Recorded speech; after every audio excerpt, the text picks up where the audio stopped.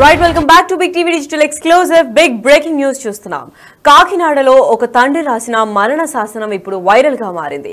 yes చనిపోతూ తన ఇద్దరు పిల్లలు ఈ ప్రపంచానికి పోటీ ప్రపంచానికి సరిపోరు, వీళ్ళు ఇబ్బందులు పడుతుంటే నేను చూస్తూ ఊరుకోలేను, చూడలేకపోతున్నాను, అందుకే వాళ్ళని చంపి నేను చనిపోతున్నానని లేఖలో స్పష్టం చేసి చనిపోయారు. ఇద్దరు కుమారులను చంపేసి ఊరేసుకున్నాడు ఒక తండ్రి. తన పిల్లలు పోటీ ప్రపంచంలో రాణించలేకపోతున్నారని సూసైడ్ నోట్ లో కూడా మెన్షన్ చేశారు. అంతేకాకుండా కాళ్లకు చేతులకు తాళ్లు కట్టేసి బకెట్ లో ముంచి అలాగే చంపేశారు. నిండుగా ఉండే బకెట్ లో ఊపిరాడినంత వరకు అలాగే ముంచి దాని తర్వాత చంపేసి తిని కూడా చనిపోవడం జరిగింది. పిల్లల్ని అత్యంత దారుణంగా చంపేసిన తండ్రి గురించి కీలక విషయాలు కూడా వెల్లడించిన సైకియాట్రిస్ట్ కూడా వెలుగులోకి వచ్చారు. అంతేకాకుండా తల్లిదండ్రులు మానసికంగా కూడా ధైర్యంగా ఉండాలని కూడా చెప్పుకొచ్చారు. సొసైటీ ప్రెషర్ తో ప్రాణాలు తీసుకోవద్దు, చావే అన్నిటికీ పరిష్కారం అస్సలు కాదు అని కూడా చెప్పారు. అంతేకాకుండా పిల్లలతో కలిసి సమయం ప్రతిరోజు గడపాలి అని కూడా చెప్పుకుంటూ వచ్చారు. అంతేకాకుండా పిల్లల భవిష్యత్తు గురించి ఇప్పటి నుంచి ఆందోళన వ్యక్తం చేయాల్సిన అవసరం లేదు. ఎందుకంటే 10 ఏళ్ల తర్వాత ఎవరు ఎలా ఉంటారో ఇప్పుడే మనం ఎవరం ప్రిడిక్ట్ చేయలేము. దాని గురించి భయపడి ఇప్పుడే ప్రాణాలు తీసుకోవడం కరెక్ట్ కాదు అని కూడా సైకియాట్రిస్ట్ చెప్పారు. అంతేకాకుండా ఇప్పుడు ఈ ఘటనకు సంబంధించి ఎందుకు తిను ఇలా డిమోటివేట్ ఫీల్ అయ్యి ఇద్దరు పిల్లల్ని పసి ప్రాణాలు, ఒకరు యూకేజీ ఇంకొకరు ఫస్ట్ స్టాండర్డ్ చదువుతున్న ప్రాణాలని చంపి తను కూడా చనిపోవడానికి గల కారణాలు ఏంటి, ఆ ఇళ్లను ఒక్కదాన్నే చేసేశారు, ఎందుకు ఇంతటి క్లిష్ట డెసిషన్ తీసుకున్నారు, ఎందుకు ఇలాంటి క్రూరమైన థాట్ తనకు వచ్చింది అన్న దానిపైన ఫ్యామిలీ మెంబర్స్ కూడా మాట్లాడడం జరిగింది. ఫ్యామిలీ మెంబర్స్ చాలా ధైర్యవంతుడు, ఎప్పుడు అలా చేయరు, ఫైనాన్షియల్ గా కూడా చాలా స్ట్రాంగ్ గానే ఉంటారు, ఫ్యామిలీలో కూడా సపోర్ట్ బానే ఉంటుంది, తన భార్య సైడ్ నుంచి పిల్లల సైడ్ నుంచి కూడా మంచి సపోర్ట్, ఇంకా లవబుల్ ఫ్యామిలీని ఎందుకు ఇలా చేశారన్నది అంతు చిక్కట్లేదు అని కూడా చెప్పుకుంటూ వచ్చారు. మరి ప్రస్తుతం 1 lakh పర్ యానం స్కూల్ నుంచి 80,000 కి మార్చారు. మోస్ట్ ఆఫ్ ద టైం పిల్లల భవిష్యత్తు గురించి గిల్టీ ఫీల్ అయిపోయి ఒకసారి వాళ్ళని చంపేసి నేను చచ్చిపోతే దీనికి పరిష్కారంగా భావిస్తూ ఇలా చేసుంటారు అని కూడా చెప్పారు. అసలు వాళ్ళ ఫ్యామిలీ మెంబర్స్ ఏం మాట్లాడారు ఒకసారి విందాం.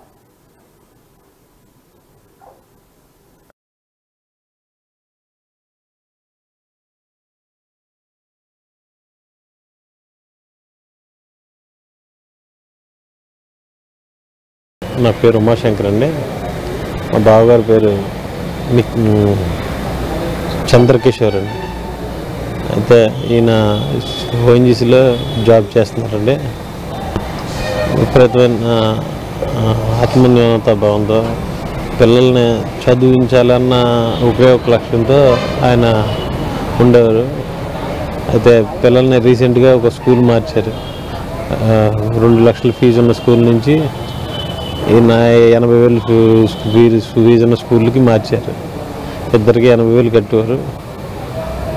నేను చేసింది తప్పేమో అన్న ఒకే ఒక భావన ఆయనకి విపరీతంగా మనసులో దోచింది. దాంతో మా చెల్లెల్ని హోలీ వేడుకల్లో తీసుకెళ్ళి అక్కడ పిల్లల్ని అక్కడ కాసేపు ఉంచి అక్కడి నుంచి పిల్లల్ని స్కూల్ యూనిఫామ్ కుట్టిస్తానని చెప్పి ఆవిడని అక్కడ వదిలేసి స్కూల్ యూనిఫామ్ కుట్టిస్తానని ఇంటికి తీసుకొచ్చి ఇంటి దగ్గర యగాయిత్యానికి పాల్పడ్డారండి. ఆయన వైపు ఇటువైపు బంధువులు ఉన్నారు, అటువైపు బంధువులు ఉన్నారు. ఏ విధమైన ఫైనాన్షియల్ ఇబ్బందులు ఏమీ లేవండి. మానసిక ఇబ్బందులు లేవు, ఫైనాన్షియల్ ఇబ్బందులు లేవు, తల్లిదండ్రుల ప్రెజర్ లేదు, అత్తమామల ప్రెజర్ లేదు, ఎవరికి ఏ విధమైన ఇబ్బందులు లేవు. Happy family. ఇటువైపు మా బంధువులకి అటువైపు వాళ్ళ బంధువులకి కూడా అందరూ ఒకరికొకరు నీకు నేనున్నాను, నువ్వు ఉన్నావన్న ఇదిలో ఉన్న బంధువుల్ని ఇలా చేశారని ఆయన ఇలా చేయడం మాకే దిగ్భ్రాంతి కలిగజేసిందండి. ఇలాగా చేస్తారని మా వైపు బంధువులు కానీ వాళ్ళ వైపు బంధువులు కానీ ఎవరో కూడా ఊహించలేదు. మేము ఇంకా దిగ్భ్రాంతిలోనే ఉన్నాం. దీనికి ఇంతకు మించి నేను థ్యాంక్ యూ. ఈ వానపల్లి చంద్రకిషోర్, ఇతను ఓఎన్జీసీలో అకౌంటెంట్గా పనిచేస్తాడు. 37 సంవత్సరాలు. ఇతని వైపు తనుజ సాయిరాని. వీళ్ళకి 2017లో మ్యారేజ్ అయింది. 2 పిల్లలు, వానపల్లి జోషిత్ అండ్ వానపల్లి నిఖిల్. 7 సంవత్సరాలు 6 సంవత్సరాలు. ఒక అబ్బాయి ఫస్ట్ క్లాస్ చదువుతున్నాడు, ఇంకొక అబ్బాయి యూకేజీ చదువుతున్నాడు. ఇద్దరు కూడా విద్యాంజలి స్కూల్లో చదువుతున్నారు. వీళ్ళ యొక్క ఎడ్యుకేషన్ సరిగ్గా లేదని లిటిల్వుడ్ స్కూల్ నుంచి విద్యాంజలి స్కూల్కి ఈ సంవత్సరం మార్చడం జరిగింది. నిన్న హోలీ పండగ సందర్భంగా ఓఎన్జీసీ ఆఫీస్కి వెళ్ళటం జరిగింది. వెళ్ళిన తర్వాత పిల్లల యొక్క యూనిఫామ్ కొలతలు సరి చేయించుకొస్తాను అని చెప్పేసి పిల్లలిద్దరిని తీసుకుని వెంటనే వచ్చేస్తాను, నువ్వు ఇక్కడే ఉండని భార్యని హోలీ వేడుకల్లో ఓఎన్జీసీ దగ్గర ఉంచేసి ఇతను పిల్లల ఇద్దరిని తీసుకొచ్చి ఇంటికి వచ్చేసి వాళ్ళ యొక్క కాళ్ళు చేతులు కట్టేసి కళ్ళకి గంతలు కట్టేసి బకెట్లో నీళ్ళు పెట్టేసి తలకాయ ఇందులో పెట్టేసి పిల్లలిద్దరిని చంపేయడం జరిగింది. తదనంతరం ఇతను కూడా ఉరి వేసుకుని చనిపోవడం జరిగింది. ఇది విషయం. కారణం ఏంటంటే ఒక సూసైడ్ నోట్ కూడా రాయటం జరిగింది. ఈ పిల్లలిద్దరు కూడా పోటీ ప్రపంచంలో పిల్లలు సరిగ్గా చదవట్లేదు. వీళ్ళు ఈ పోటీ ప్రపంచంలో వీళ్ళు ఎదగలేరు. వీళ్ళు ఎదగకపోతే సరిగ్గా చదవకపోతే భవిష్యత్తులో వీళ్ళ కష్టాలు పడవలసి వస్తుంది. వీళ్ళ కష్టాలు పడటం నేను చూడలేను కాబట్టి నేను చనిపోతున్నాను, నాతో పాటు వీళ్ళిద్దరిని తీసుకుపోతున్నానని చెప్పేసి ఆ పిల్లలిద్దరిని కూడా నిర్దాక్షిణ్యంగా ఇతను అందులో కాళ్ళు చేతులు కళ్ళకి గంతలు కట్టి బకెట్లో వాటర్లో ముంచేసి ఊపిరాడకుండా చేసేసి ఇతను కూడా ఊరేసుకుని చనిపోవడం జరిగింది. వస్తువు అది. విన్నారు కదా. అయితే కుటుంబ సభ్యులు కూడా ఎలా ఫీల్ అవుతున్నారు, ఏం చెప్పారు, తన మనస్తత్వం ఎలాంటిది, ఎంత బాగుండే వాళ్ళు ఫ్యామిలీతో, ఇలాంటి ఎందుకు డిసిషన్ తీసుకున్నారని వాళ్ళు కూడా చెప్పలేని పరిస్థితి అయితే కనిపిస్తోంది. మరి ఇలాంటి ఇన్సిడెంట్స్ గురించి సైకియాట్రిస్ట్ కూడా మాట్లాడడం జరిగింది. ఎందుకు ఇలా జరుగుతుంది, ఇదేమైనా డిజార్డరా లేదంటే అప్పటికప్పుడు అనిపించి తీసుకున్న డెసిషనా, అసలు దీని గురించి ఇలాంటి ఘటనల గురించి సొసైటీని కూడా అడ్రస్ చేస్తూ సైకాలజిస్ట్ ఏం మాట్లాడారో ఒకసారి విందాం. కాకినాడ జిల్లా తోట సుబ్బారావు నగర్లో జరిగినటువంటి సంఘటన 2 తెలుగు రాష్ట్రాల్లో సంచలనం సృష్టించింది. ఒక తండ్రి తన పిల్లలు సరిగ్గా చదవడం లేదని, ఈ పోటీ ప్రపంచంలో వారు బ్రతకలేరని వారిద్దరినీ చంపి తాను ఆత్మహత్య చేసుకున్నట్టు మానసికంగా ఎంతగానో కలిచివేస్తుంది. అయితే తల్లిదండ్రుల్లో ఇటువంటి ఆలోచన విధానం ఎందుకు వస్తుంది, ఎందుకు పిల్లల్ని చంపేసి వారు కూడా ఆత్మహత్యకు పాల్పడుతున్నారు, ఇందుకు సంబంధించి పూర్తి విషయాలను తెలుసుకుందాము. మనతో పాటు సీనియర్ సైకియాట్రిస్ట్ ఉన్నారు హేమంత్ జాన్ గారు. మిగతా విషయాలను ఆయన మాటల్లోనే అడిగి తెలుసుకుందాము. నమస్తే సార్. సార్, చూస్తున్నాము ఇవాళ రేపు చాలా మంది మానసిక ఒత్తిడికి గురై ఆత్మహత్యే అన్నిటికీ పరిష్కారం అని చెప్పి భావిస్తున్నారు. రీసెంట్ గా జరిగినటువంటి సంఘటన కూడా ఇందుకు పర్ఫెక్ట్ ఎగ్జాంపుల్ అని చెప్పుకోవచ్చు. ఎందుకు ఇంతలాగా మారిపోతున్నాయి మన ఆలోచన విధానాలు అంటారు? రెండండి. ఒకటేమో ఇన్ఫర్మేషన్, విపరీతమైన ఇన్ఫర్మేషన్ గూగుల్ సెర్చ్ ద్వారా మీడియా ద్వారా మనకు రకరకాల ఇన్ఫర్మేషన్ రావడంతో two much of information is too bad అన్నట్టుగా అయ్యో ఇది అయిపోతాయని ఊహించుకోవటం. దానివల్ల ఇప్పుడు యూఎస్లో రకరకాల టారిఫ్స్ వల్ల ఇబ్బందులు అవుతున్నాయి, ఇప్పుడు వేరే దేశాలకు పోలేమన్నట్టు సిచ్యువేషన్ ఏర్పడుతూ ఉంటే ఆ న్యూస్ చదివేసి రేపటి రోజు నేను పోను కదా, కళ్ళలు కన్నవాడు నేను రేపటి రోజు అమెరికాకి వెళ్ళిపోతా, యూకేకి వెళ్ళిపోతా, కెనడాకి వెళ్ళిపోతా అన్నవాడు భయపడతా ఉంటాడు పోలేను అని. అట్లా ఒక్కొక్క ఇన్ఫర్మేషన్ చూసుకుంటా ఉంటే అవన్నీ పైలప్ అయిపోయి స్ట్రెస్ అయిపోయి సెన్స్ ఆఫ్ ఇన్సెక్యూరిటీ డెవలప్ అవుతుంది మధ్యలో. సో చాలామంది పేరెంట్స్కి మన పిల్లలు పెద్దగా మంచిగా చదువుకొని పెద్దగా అయ్యి మంచి జాబ్స్ తెచ్చుకొని బయటికి వెళ్తారు అనే ఊహలు కనుక్కుంటూ ఉంటారు. అది ఏమైపోతుందంటే అది క్రాష్ అయిపోతుంది ఇప్పుడు మెల్లమెల్లగా. That is why too much of information is bad. ఇంకో సైడ్ ఏమవుతుందంటే పిల్లల డెవలప్మెంట్ మీద చాలా ఇబ్బందులు వస్తున్నాయి. స్కూల్స్ అంత ప్రత్యేకంగా పర్టికులర్గా మానసికంగా వాళ్ళు డెవలప్ అయ్యేటట్టుగా అకాడమికల్గా వాళ్ళకు సరిగా యూస్ఫుల్ అయ్యేటట్టుగా చదువు చెప్పటాలు ఇవన్నీ అవ్వట్లేదు. సో ఆ పర్ఫార్మెన్స్ బేసిస్ మీద కూడా తల్లిదండ్రులు చాలా టెన్షన్ పడటం, బాధపడటం, మా పిల్లలు ఇలా పెరిగిపోతున్నారు, వాళ్ళకి ఇది రావు అది రావని. ఎందుకంటే ఇప్పుడు వీడియో గేమ్స్ అంటాము, లేదా డిజిటల్ ఇన్ఫ్లుయెన్స్ అనుకుంటాము, గ్యాడ్జెట్స్ యూజ్ చేయడం వలన ఒక కారణాలు ఉండొచ్చు. కారణాలు ఏదైనప్పటికీ కూడా పిల్లల లోపల బేసిక్ రీడింగ్ రైటింగ్ లేక వాళ్ళు చదవట్లేదు, రాయట్లేదు. సో కావాల్సింది స్కూలింగ్లో రీడింగ్ అండ్ రైటింగ్ చాలా ఇంపార్టెంట్. దాని మీద ఫోకస్ ఉండట్లేదు స్కూల్స్ వాళ్ళు. ఏదో కరికులం కంప్లీట్ చేసేయాలి, చదువు చేసేసేయాలి, డిగ్రీలు తెచ్చేసుకుంటే అయిపోతుంది, పాస్ అయిపోతుంది అనే సిచ్యువేషన్లోకి వస్తుంది.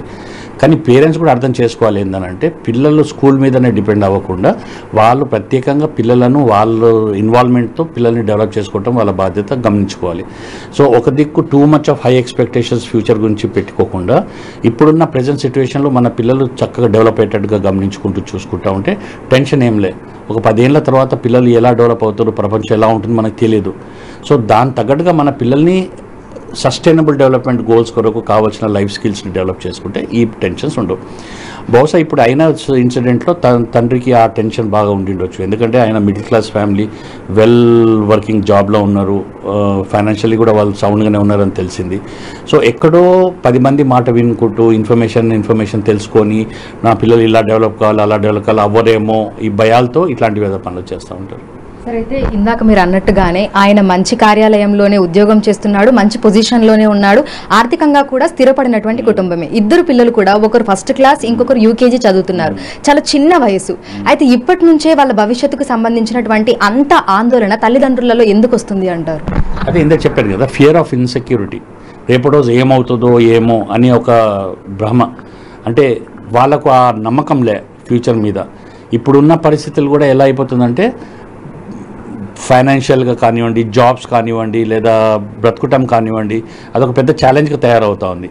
ఇప్పుడే ఇలా ఉంటే మా పిల్లలు పెద్దగా అయినాక 10 ఏళ్ళ తర్వాత 20 ఏళ్ళ తర్వాత వాళ్ళ పరిస్థితి ఏందని ఊహించుకొని రకరకాల డెసిషన్స్ తీసుకోవడం ఇట్లాంటి కార్యక్రమాలు అవుతూ ఉంటాయి. సో దీన్ని గమనించుకోవాలంటే డెఫినెట్గా వాళ్ళ కౌన్సిలింగ్ అవసరం. పెద్దవాళ్ళ దగ్గర నుంచి సపోర్ట్ తీసుకోవటం, గైడెన్స్ తీసుకొని చేయటం చాలా ఇంపార్టెంట్. సార్, అయితే నిన్న జరిగినటువంటి సంఘటన ఏదైతే ఉందో, ఇద్దరు పిల్లల చేతులు కాళ్ళు కట్టేసి బకెట్లో నీళ్లు నింపి వాళ్ళ తలలు 2 బకెట్లో ముంచేసి ఊపిరాడనివ్వకుండా చేసి ఇద్దరు పిల్లల్ని చంపిన తర్వాత ఆయన కూడా ఉరి వేసుకొని ఆత్మహత్య చేసుకున్నాడు. అంటే పిల్లల పట్ల ఇంత క్రూయల్గా ఆలోచించడము తల్లిదండ్రులకు ఎలా వస్తుంది అంటారు? అంటే వాళ్ళు ఎట్లాంటి మానసికంగా ఆ సిచ్యువేషన్లో ఉండి ఉంటారంటారు? అంటే క్రూయల్టీ అని నేను అన్నాను. బహుశా కొంచెం ఎడ్యుకేటెడ్, కొంచెం స్టాండర్డ్ మనిషి కాబట్టి అనుకుని ఉండొచ్చు, ఒక పిల్లగాన్ని నేను ఇట్లా చంపితే కాలు చేతులు కొట్టుకుంటా ఉంటాడు, అది కొట్టుకుంటానికి కాళ్ళు కట్టేయటం, చేతులు కట్టేయటం అట్లా ఊహించుకుండొచ్చు. అలా క్రూయాలిటీ నాకు తక్కువ కనబడుతుంది, కానీ యాంగ్జైటీ ఎక్కువ కనబడింది. సొంత పిల్లల్ని అట్లా చంపడము అనేది అంటే ఒక్కసారి పిల్లల్ని చంపేయాలి అని డిసైడ్ అయిపోయినప్పుడు, పిల్లల్ని చంపేసి నేను చచ్చిపోతే అయిపోతుంది అని ఎప్పుడైతే డిసైడ్ చేసుకున్నాడో వేరే అన్ని ఫాలో అప్ అవుతూ ఉంటుంది. అది పెద్దగా క్రూయాలిటీ లెక్కలకు రాదు, కానీ మానసికంగా హీఈస్ డిస్టర్బ్డ్. ఆ డిస్టర్బ్ అవటంతో ఏమైంది, 10 మంది మధ్యలో హోలీలో అయిండొచ్చు, ఎందుకంటే సెలబ్రేషన్కి వెళ్ళారు, 10 మంది ఎంప్లాయీస్ ఉన్నారు, డిస్కషన్స్ అయ్యిండొచ్చు, ఎవరు ఎట్లా లైఫ్ ఎట్లా అయిపోతుంది అని మాటలు వచ్చిండొచ్చు. అవన్నీ ఊహించుకొని సడన్గా too much to take it at one time అన్నట్టుగా ఆ మూమెంట్లో అట్లా డిసైడ్ చేసిండొచ్చు. అయితే ఆయన కూడా ఆత్మహత్య చేసుకొని చనిపోయాడు. అంటే ప్రతి దానికి చావే పరిష్కారం అని చెప్పి ఇవాళ రేపు ఏ వయసు వాళ్ళు చూసుకున్నా కూడా, ఈవెన్ చిన్న పిల్లలు, మొన్నే మనం మాట్లాడుకున్నాము, ఒక అబ్బాయి స్కూల్లో టీచర్ తిట్టాడని చెప్పి తోటి విద్యార్థులు ఏదో అన్నారని అతను కూడా చనిపోయాడు. ఎందుకంటే ప్రతి దానికి చావే పరిష్కారం అని ఎందుకు అనుకుంటున్నారు సార్? మన దగ్గర మన సొసైటీలో ఫిజికల్ మెయింటెనెన్స్, ఫిట్నెస్కి ఎక్కువ ఇంపార్టెన్స్ ఇస్తాము. మెంటల్ ఫిట్నెస్ చాలా చాలా ఇంపార్టెంట్. దాన్ని చాలామంది అసలు పట్టించుకోరు. కనీసం పూర్వకాలంలో భక్తి చేయటం, దేవుని మొక్కటము, ప్రార్థన చేసుకోవటం, లేదంటే ఏదన్నా రకరకాల రిచువల్స్లో, ఫెస్టివల్లో ఇన్వాల్వ్ అయ్యేది ఉంటుంది. ఇప్పుడు చాలా తగ్గిపోయినాయి. స్పిరిచువాలిటీ అనేది లేకుండా అయిపోయింది. అదన్నా ఉంటుంటే ఒక రకమైన మెంటల్ ఫిట్నెస్ బ్యాకప్ కొరకు ఉంటుండే. ఇప్పుడు ఎవరైతుందంటే ఎవరిని మానసికంగా సాయం, సపోర్ట్ ఇవ్వట్లేదు, ఎవరు అడగట్లేదు కూడా. అసలు మానసికంగా నాకు ఇబ్బంది ఉందని దాన్ని యాక్సెప్ట్ చేయని కూడా కింద మీద అవుతున్నారు. So somewhere things are not going well. అంటే మానసికంగా మనుషులు మెంటల్ హెల్త్ని మెయింటైన్ చేయడం చాలా చాలా ఇంపార్టెంట్. అంటే ఒక క్రైసిస్ వచ్చే సిచ్యువేషన్ దాకా కాకుండా రెగ్యులర్గా మనం మానసికంగా, శారీరకంగా మనం ఎలా శరీరాన్ని మెయింటైన్ చేస్తామో అలాగే మన మనసును కూడా మనం మెయింటైన్ చేయడానికి కొన్ని చర్యలు తీసుకోవటం, మెడిటేషన్ చేయటం, భజనలు చేసుకోవటాలు, గ్రూప్లో స్పిరిచువల్ యాక్టివిటీస్ చేయటం, ఇవన్నీ చేస్తే డెఫినెట్గా చాలా కలిసి వస్తుంది. అయితే గతంతో పోల్చుకుంటే ప్రస్తుతం అన్ని కూడా చిన్న చిన్న కుటుంబాలు అయిపోతున్నాయి. తల్లిదండ్రులు ఇద్దరు ఉద్యోగస్తులే అవుతున్నారు. పిల్లలతో మాట్లాడి వాళ్ళతో టైం స్పెండ్ చేసే అంత సమయం కూడా ఉండట్లేదు. ఈ నేపథ్యంలోనే తల్లిదండ్రులకు పిల్లలకు మధ్య కూడా గ్యాప్ అనేది వచ్చేస్తుంది. పిల్లల మెంటాలిటీ మారిపోతుంది. ఎట్ ద సేమ్ టైం సొసైటీలో ఉన్న ఈ పోటీ ప్రపంచాన్ని దృష్టిలో పెట్టుకుని తల్లిదండ్రులు కూడా మానసికంగా చాలా ఒత్తిడికి గురవుతున్నారు. అయితే మున్ముందు ఇట్లాంటి చర్యలు జరగకుండా, ఎవరు మళ్ళీ ఆత్మహత్యలకు పాల్పడకుండా వాళ్ళలో ఎటువంటి మార్పులు వస్తే బాగుంటుంది అంటారు? అవేర్నెస్ క్రియేట్ చేయటం అండి. ఎంత అవేర్నెస్ క్రియేట్ చేసి ఓరియంటేషన్ సెషన్ చేసి గ్రూప్ సిట్టింగ్స్ చేయటం, పబ్లిక్కి ఓరియంటేషన్ సెషన్ చేయటం, లెక్చర్స్ ఇవ్వటం, అదొకటి మార్గం అండి, వేరే ఏం లే. ఎందుకంటే పబ్లిక్కి మన మనసును ఎలా హ్యాండిల్ చేసుకోవాలి, మన ఉండే మానసిక బాధలు ఎలా హ్యాండిల్ చేసుకోవాలి తెలియదు. అది తెలుసుకునేటట్టుగా ఎవరైనా చెప్పేటోళ్ళు అవసరము. అది ఓరియంటేషన్ సెషన్స్ ద్వారా చాలా వర్కౌట్ అవుతుంది. మీడియా ద్వారా చాలా సెషన్స్ కండక్ట్ చేసుకోవచ్చు. పబ్లిక్ గ్రూప్ సిట్టింగ్స్లో, ఫంక్షన్స్లో, గెట్ టుగెదర్స్లో ఈ విషయాన్ని మీద చర్చ చేసుకోవటం చాలా ఇంపార్టెంట్. ఈ చర్చల వల్లనే మనుషులకు ఆధారం దొరుకుతుంది. అయితే కొత్తగా తల్లిదండ్రులు అయ్యే వాళ్ళు తమ పిల్లల విషయంలో ఎట్లాంటి జాగ్రత్తలు తీసుకోవాలి, ఏ విధంగా ఆలోచిస్తే బాగుంటుంది అంటారు సార్? పేరెంటింగ్ సెషన్స్ కంపల్సరీగా తీసుకోవాలండి. ఎందుకంటే ముందట్లాగా ఫ్యామిలీ పెద్దగా ఉంటుండే, తల్లిదండ్రులు ఉంటుండే, గ్రాండ్ పేరెంట్స్ ఉంటుండే, వాళ్ళు ఏదో మనకు సపోర్ట్ చేస్తుండే. ఇప్పుడు న్యూక్లియర్ ఫ్యామిలీస్ మీరు అన్నట్టుగా వాళ్ళకి ఆ గైడ్ చేసే ఫోర్సెస్ లేవు. దాని కొరకు పేరెంటింగ్ సెషన్స్ కంపల్సరీ మా లాంటి ప్రొఫెషనల్స్ ద్వారా కలవటము, ఒపీనియన్స్ తీసుకోవటము. ఇవాళ రేపు చాలామంది యంగ్ పేరెంట్స్ని గమనించాను, ఈ రీల్స్, షార్ట్స్ చూసుకుంటూ అందులో వచ్చే ఇన్ఫర్మేషన్తో వాళ్ళు ఏదో కొంచెం ఫాలోఅప్ చేసుకుంటూ అట్లా కొంచెం బెటర్. అసలు అది కూడా యూజ్ చేయకుండా టోటల్గా ఇగ్నోరెంట్ ఉన్న వాళ్ళతో ఇప్పుడు సమస్యలు వస్తాయి. సో ఎంత మనం వాళ్ళకు ఓరియంటేషన్, పబ్లిసిటీ చేసి వాళ్ళకు ఎడ్యుకేట్ చేస్తాము, that is the only way to come out of it. Society ప్రభావం అనేది తల్లిదండ్రుల మీద, పిల్లల మీద చాలా ప్రభావం చూపిస్తుంది. కాబట్టి ఇంటి నుంచే ఏదైనా మనకు మొదలవుతుంది. కాబట్టి తల్లిదండ్రులు పిల్లల విషయంలో ఏ విధంగా ఉండాలి అంటారు? అంటే ఎంతసేపు చదువు ర్యాంకులు మాత్రమే కాదు, భవిష్యత్తులో బాగుండాలని ముందు నుంచే వాళ్ళందరూ భయాందోళనకు గురవడం కాదు. ఎట్లా ఉండాలి అసలు తల్లిదండ్రులు పిల్లలతోటి ఏ విధంగా ఉండాలి? ఆ కొంచెం సమయం వాళ్ళకి దొరికే కొద్దిగా సమయంలో అయినా ఇప్పుడు జనరల్గా మేము సజెస్ట్ చేసేది ఏంటంటే తల్లిదండ్రులు పిల్లల్ని గమనించుకోవాలి. పిల్లల్ని గమనిస్తే పిల్లల దగ్గర నుంచే సమస్యలను ఎట్లాంటి సొల్యూషన్స్ ఉంటాయో వాటి సొల్యూషన్స్ దొరికిపోతాయి. ఇప్పుడు ఫర్ ఎగ్జాంపుల్ మీరు ఒక ప్రాబ్లం నా దగ్గర తీసుకొచ్చారనుకో, నేను ఇచ్చిన సజెషన్ అది రెగ్యులర్గా ఫిట్ అవుతుందో లేదో, అదే మీరు మీ పిల్లల్ని గమనించుకుంటూ ఉంటే మీకు సొల్యూషన్స్ అర్థమైపోద్ది. వీడికి ఈ ప్రాబ్లం ఉంది కాబట్టి ఇది చేస్తే నాకు వర్కౌట్ అవుతుందని మీకు మీరే. అసలు మనకు పిల్లలను గమనించే ఓపికనే, మనం గమనించుకునే సమయం లేదు, పిల్లలను గమనించే సమయం అసలుకే లేదు. కొంచెం టైం తీసి మన పిల్లల్ని మనం గమనించుకుంటే మీకు డెఫినెట్గా మీకు ఆధారం దొరుకుతుంది. అందులో పర్ఫెక్ట్ ఆధారం, పర్ఫెక్ట్ సొల్యూషన్స్ మీకు దొరుకుతుంది.